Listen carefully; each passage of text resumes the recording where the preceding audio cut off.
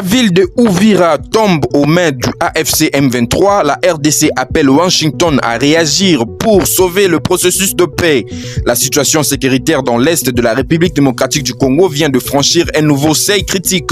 Ce mercredi 10 décembre 2025, de combattants AFC M23, un mouvement rebelle que Kinshasa accuse d'être soutenu par le Rwanda, sont entrés dans la ville stratégique d'Uvira, provoquant stupeur et inquiétude à travers le pays et au-delà.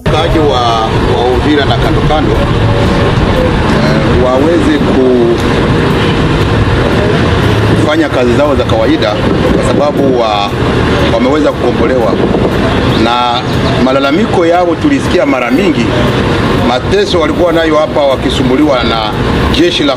Cette avancée marque une étape majeure dans un conflit qui ne cesse de s'intensifier malgré les récents efforts diplomatiques menés à Washington.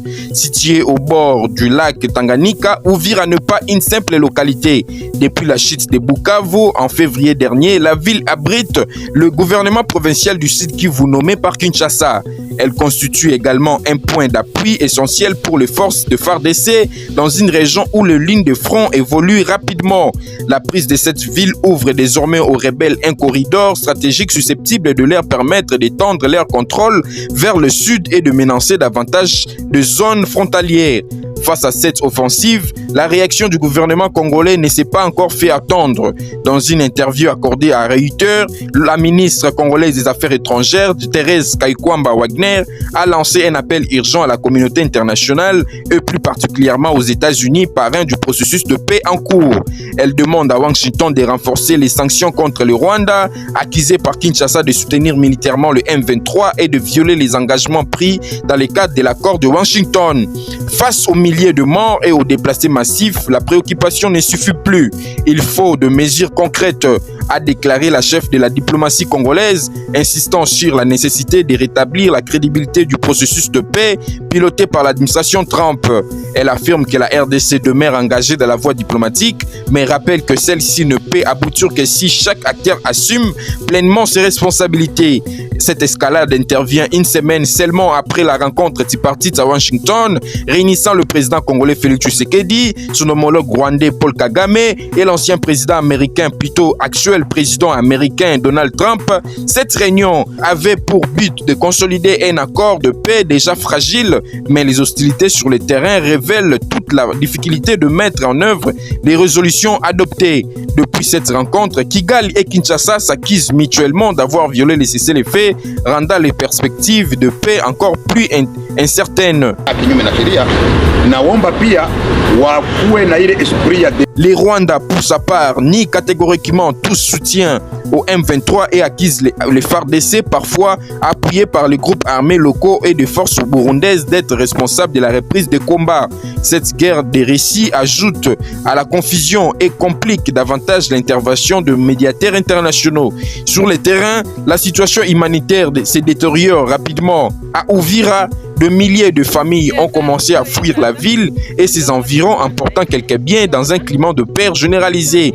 Les routes menant vers Kamvivira et la frontière burundaise sont saturées, tandis que d'autres civils tentent de se mettre à l'abri dans le village déjà fragilisé plutôt par le précédente offensive. L'entrée des AFC M23 à Uvira constitue l'un des tournants le plus inquiétants de l'année 2025 et pose une question cruciale: le processus de paix américano-africain peut-il encore être sauvé? À l'ère où les combats s'intensifient et où les alliances régionales et d'Ursus, l'avenir de la paix dans l'est de la RDC semble plus incertain que jamais. Kinshasa alerte sur la persistance de l'agression rwandaise et la menace sur l'accord de paix parrainé par Donald Trump. À Kinshasa, du décembre 2025, le gouvernement de la République démocratique du Congo a exprimé mercredi sa profonde préoccupation face à la dégradation accélérée de la situation sécuritaire à Uvira à la suite d'une vaste offensive menée par les forces de défense du Rwanda RDF en appui aux combattants du M23 dans l'axe Kamanyola-Uvira. Selon Kinshasa, cette attaque constitue une violation flagrante du cessez-le-feu ainsi des engagements contenus dans le récent accord de paix. Les communiqués officiels soulignent que les forces rwandaises auraient utilisé des drones kamikazes et d'autres tactiques offensives provoquant d'importantes pertes humaines parmi les civils. Plus d'une centaine de morts auraient été déjà enregistrés en plus des 100 000 nouveaux déplacés. Les infrastructures vitales ont été détruites et de milliers de blessés manquent d'accès aux soins, aggravant une situation humanitaire déjà dramatique. Le gouvernement congolais met également en garde contre un risque d'embrasement régional après que de tirs d'artillerie provenant des positions RDF M23 ont franchi la frontière burundaise dès le 4 décembre. Cette situation illustre, selon Kinshasa, le potentiel déstabilisateur de cette agression dans l'ensemble de la région des Grands Lacs. Kinshasa insiste sur la responsabilité du Rwanda clairement établie par le groupe de contact international et appelle à l'adoption de mesures contraignantes, y compris des sanctions, afin d'assurer le respect des accords de Washington négociés sous la médiation du président américain Donald Trump. Et donc, le fait que le Rwanda sape un accord qui a été salué pourtant unanimement par le monde entier, on a vu les réactions, on a vu la mobilisation du président américain, c'est une preuve supplémentaire en réalité qui n'ont aucune considération pour le droit international, aucune considération pour tous ces pays qui, comme nous, travaillent pour le retour de la paix dans l'Est de la RDC. Donc, le gouvernement appelle également les Nations Unies à des actions rapides et résolues pour protéger les civils, garantir la cessation des hostilités, empêcher l'effondrement total du processus de paix. Il réaffirme enfin son engagement inébranlable à défendre l'intégrité du territoire congolais et la sécurité de sa population. Le Haut Commissariat des Nations Unies pour le réfugié alerte sur une situation humanitaire alarmante face aux arrivées massives des réfugiés congolais. Le Haut Commissariat des Nations Unies pour le réfugié a exprimé une profonde inquiétude face à la pression humanitaire croissante au Burundi provoquée par l'arrivée continue des réfugiés fuyant les combats en République démocratique du Congo. Du 10 décembre 2025, un flux constant de personnes traverse la frontière, notamment au poste de Gatumba, mais aussi via autres points d'entrée situés le long de la frontière occidentale du pays. Selon le Haut Commissariat des Nations Unies pour les réfugiés, cet afflux massif met en rude épreuve les capacités d'accueil du Burundi déjà fragiles. Les infrastructures existantes sont saturées, les moyens logistiques demeurent limités et les services de base peinent à répondre aux besoins urgents de nouveaux arrivants. De nombreuses familles arrivent après des jours de marche, souvent sans nourriture suffisante et dans un état de grande vulnérabilité nécessitant une assistance immédiate. Les nouveaux sites d'accueil de Bweru, Busuma, dont l'aménagement est en cours, représentent un espoir d'allègement, mais ses capacités d'accueil restent très faibles. Le Haut Commissariat des Nations Unies pour les réfugiés avertit que, faute de soutien rapide, ces sites pourraient à son tour être débordés avant même son ouverture complète. L'agence appelle ainsi à une mobilisation internationale urgente pour renforcer l'accès à l'eau potable, aux abris urgences, aux soins de santé et à la protection de personnes les plus vulnérables, notamment les enfants et les femmes enceintes. Bon, eza site ya vente en ligne. Voilà. Donc yango na memeli ba quinoa, eza site na bisomoro ba quinoa, bisomoro donc bisomoto la propriétaire na onto zami balé. DG. Et donc déjà zali, na za juste chargé à communication. Ça c'est bien. Yango moito yo meme yango awa na l'artiste télévision pour permettre ba quinoa, ba congolais en particulier, eza limité kaka na espace ya RDC.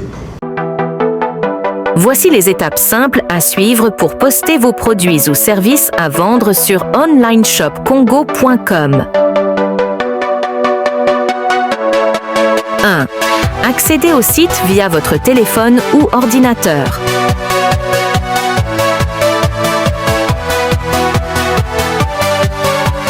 2. Appuyez sur les 3 barres situées en haut à gauche de l'écran. 3e, sélectionnez « S'inscrire ». Si vous n'avez pas encore de compte, remplissez le formulaire avec votre nom, numéro de téléphone, email. Choisissez un mot de passe sécurisé et gardez-le précieusement. Ce mot de passe vous permettra de vous connecter à tout moment. 4. Si vous avez déjà un compte, cliquez simplement sur « S'identifier ». Entrez votre email et mot de passe. Puis cliquez sur « Poster une annonce ».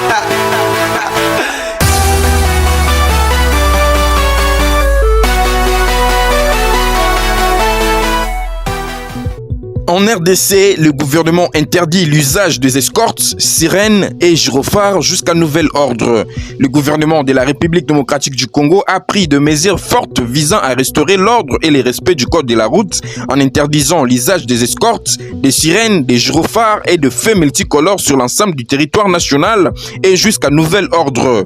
Cette décision a été annoncée dans un télégramme officiel signé par le vice-premier ministre, ministre de l'Intérieur, de la Sécurité, de la Décentralisation et des affaires coutumières, Jacquemain Chamani.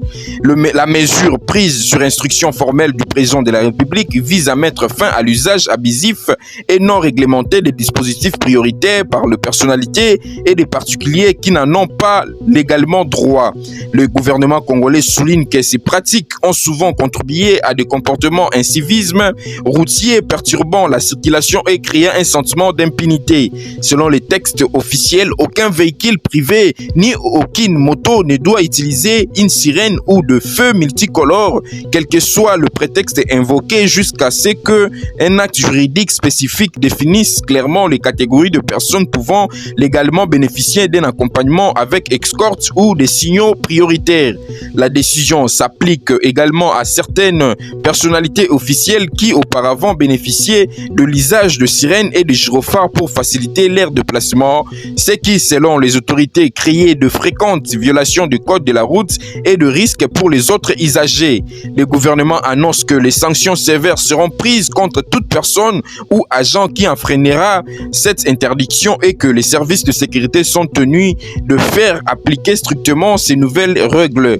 Cette décision vise à renforcer l'ordre public, restaurer la discipline routière et rétablir la confiance des citoyens dans l'exemplarité des institutions face aux privilèges perçus accordés à certains officiels.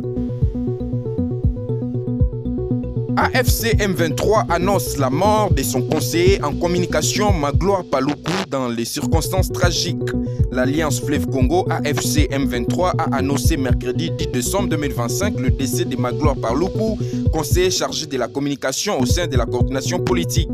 La nouvelle a été rendue publique à travers un communiqué nécrologique signé depuis Goma par le directeur de cabinet du mouvement évoquant un événement survenu dans des circonstances tragiques.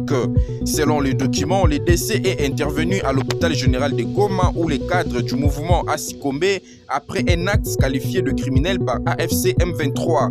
Les communiqués précisent que des investigations sont en cours afin d'identifier les responsables de ces drames sans toutefois fournir les détails sur les circonstances précises ayant conduit à la mort de l'intéressé. Les mouvements rebelles en pleine offensive militaire dans le Nord Kivu et le Sud Kivu décrit Magloire Paluku comme un camarade engagé et a consacré sa vie à la lutte pour la justice sociale et le vivre ensemble en République démocratique du Congo.